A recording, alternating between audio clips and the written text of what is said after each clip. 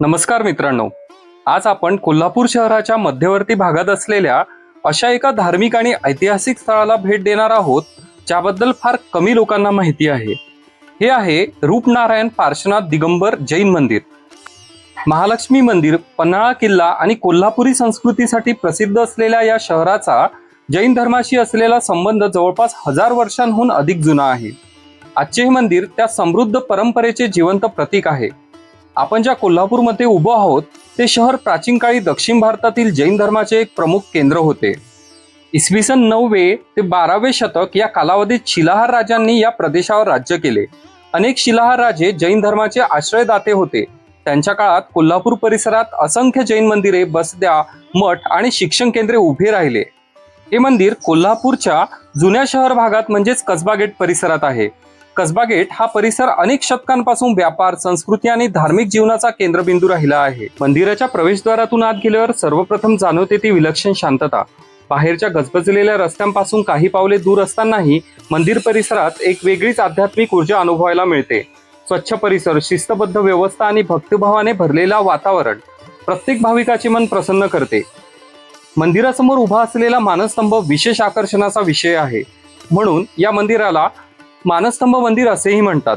जैन तत्वज्ञानानुसार मानस्तंभ म्हणजे अहंकाराचा त्याग. माणूस कितीही मोठा असला तरी तीर्थंकरांच्या समोर सर्व समान आहेत हा संदेश हा स्तंभ देतो. भारतातील अनेक प्राचीन जैन मंदिरांमध्ये मानस्तंभ दिसतो आणि तो जैन स्थापत्यकलेचा महत्त्वाचा भाग मानला जातो. नमस्कार, मी सूरज अनोखा देसाई आपल्या मराठी यूट्यूब चॅनलमध्ये आज याच प्राचीन मंदिरामध्ये तुम्हाला घेऊन आलो आहे. आता आपण सर्वप्रथम या मंदिराचे स्थापत्य समजून घेऊया. तर या मंदिराची 4 भागांमध्ये विभागणी केली असे सर्वप्रथम दिसून येते. ते म्हणजे अर्धमंडप, त्यानंतर सभामंडप, त्यानंतर अंतराळ आणि सगळ्यात शेवटी गर्भगृह. मित्रांनो, या प्राचीन दिगंबर जैन मंदिरांचे खांब, येथील खिडक्या, येथील पाषाणात केलेले कोरीव काम सर्व काही अगदीच बघण्यासारखे आहे. त्यामुळे कोल्हापुरात तुम्ही आल्यानंतर हे मंदिर नक्कीच बघायला विसरू नका. या मंदिरात आणि मंदिराच्या आवारात अतिशय महत्त्वाचा प्राचीन शिलालेख आढळतो. तो मी तुम्हाला समोर सांगणारच आहे. आधी या मंदिराच्या रचनेबद्दल आणि मूर्त्यांबद्दल जाणून घेऊया.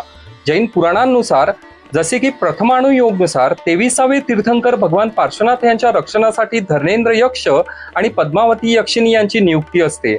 या मंदिरातील मूर्तींची रचना जैन प्रतिमा, विज्ञान आणि ग्रंथांनुसार अगदी तंतोतंत केलेली आहे. ब्रह्मयक्ष म्हणजे क्षेत्रपाल.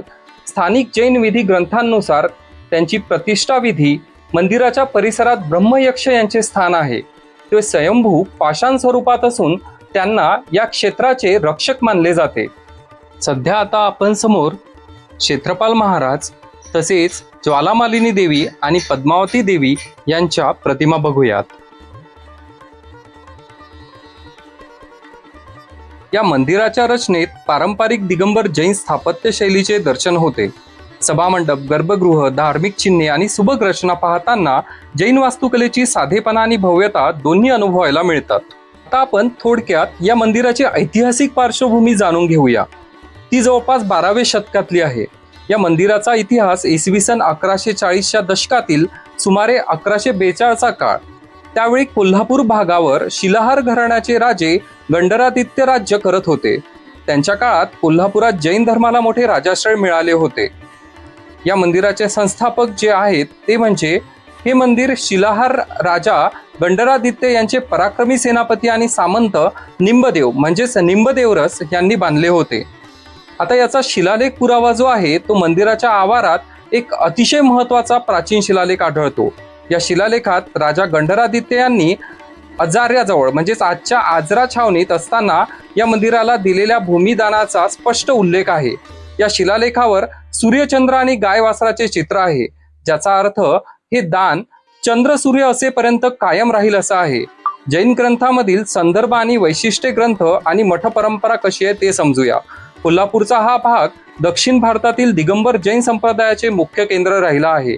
जैन धार्मिक ग्रंथ आणि स्थानिक इतिहासानुसार या मंदिराला रूपनारायण जैन विहार असे म्हटले गेले आहे. रूपनारायण ही पदवी तत्कालीन राजांनी या भव्य मंदिराच्या निर्मितीसाठी वापरली होती. मित्रांनो, बोलता बोलता मी मंदिरातील गर्भगृहापर्यंत येऊन पोचलो. या मंदिरातील मुख्य आराध्य आहेत भगवान पार्श्वनाथ. भगवान पार्श्वनाथ हे जैन धर्मातील 23वे तीर्थंकर होते. या मूर्तीचे वैशिष्ट्य म्हणजे मंदिरातील भगवान पार्श्वनाथांची मूर्ती अत्यंत आकर्षक आणि शांततेचा अनुभव देणारी आहे. पार्श्वनाथांच्या मूर्तीमागे दिसणारा नागफणा हे त्यांचे प्रमुख ओळख चिन्ह आहे. आजच्या वेगवान आणि तणावपूर्ण जीवनात अशा मंदिरांची गरज अधिक जाणवते. येथे आल्यावर काही क्षण मन शांत होते, विचारांना दिशा मिळते आणि आत्मिक समाधानाचा अनुभव येतो. जैन धर्माचा अहिंसा, करुणा आणि संयमाचा संदेश संपूर्ण मानवजातीसाठी प्रेरणादायी आहे. मित्रांनो, ही मूर्ती जितकी मनोज्ञ आहे तितकीच या मूर्तीच्या मागे असलेली प्रभावळ सुद्धा सुंदर आहे. त्या प्रभावळेबद्दल आपण आता तेथील पुजाऱ्यांकडूनच जाणून घेऊया.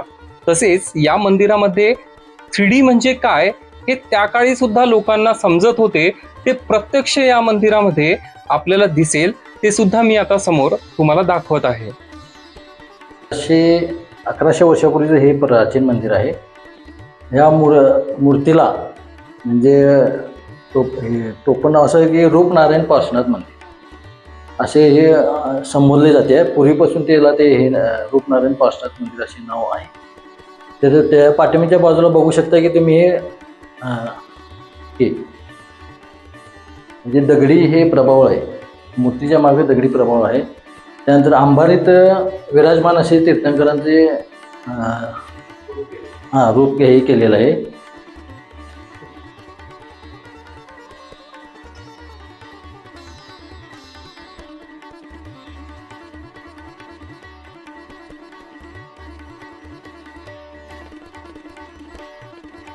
चौकटीवर मंदिरची प्रतिकृती व लहान अशी मूर्ती दिसते इथे. ही म्हणजे 3D टाईप अशी आहे. 3D 1100 वर्षांआधी सुद्धा 3D होतं. जे आपण आता 3D वगैरे बघतोय हे प्लेन आहे. हात फिरवला की प्लेन दिसते. तर इथे तुम्हाला ते मंदिरची प्रतिकृती आणि मूर्ती म्हणजे 3D आजचं आहे असं निश्चितच नाही. हे आधी सुद्धा होतं, हे या इथे सिद्ध होतं. कारण हे मंदिर 1100 वर्षांपूर्वीच आहे आणि ती 3D प्रतिमा आपल्याला दिसती आहे आज. तो ग्रेट.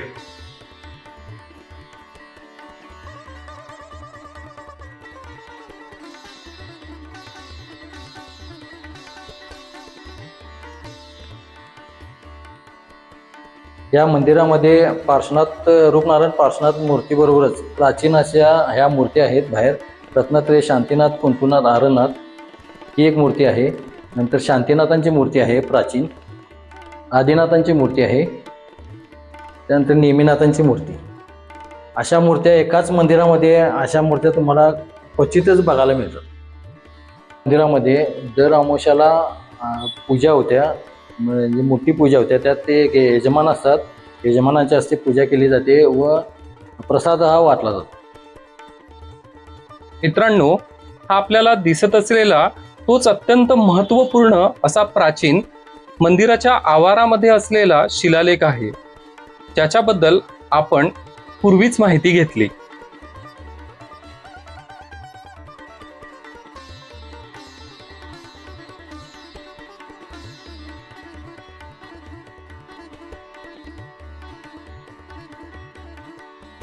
त्याचा हा शिलालेख आहे.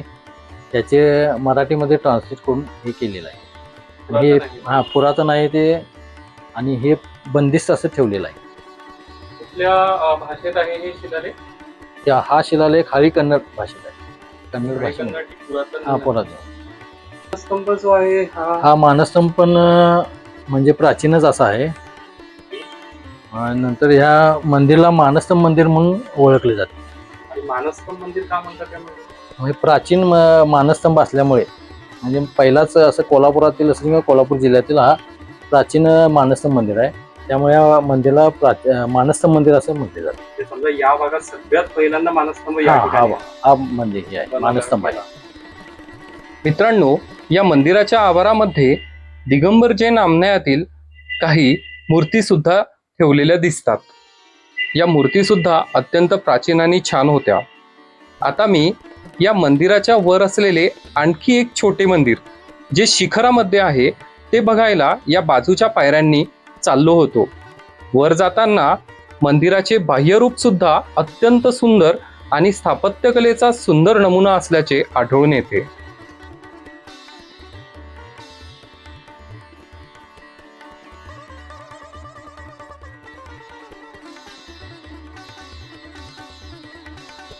मित्रांनो, कोल्हापूर म्हटले की बहुतांश लोकांना महालक्ष्मी मंदिर आणि आजूबाजूचे प्रसिद्ध स्थळे माहिती आहेत, परंतु या शहराच्या इतिहासात जैन धर्माचे योगदान देखील तितकेच महत्त्वाचे आहे.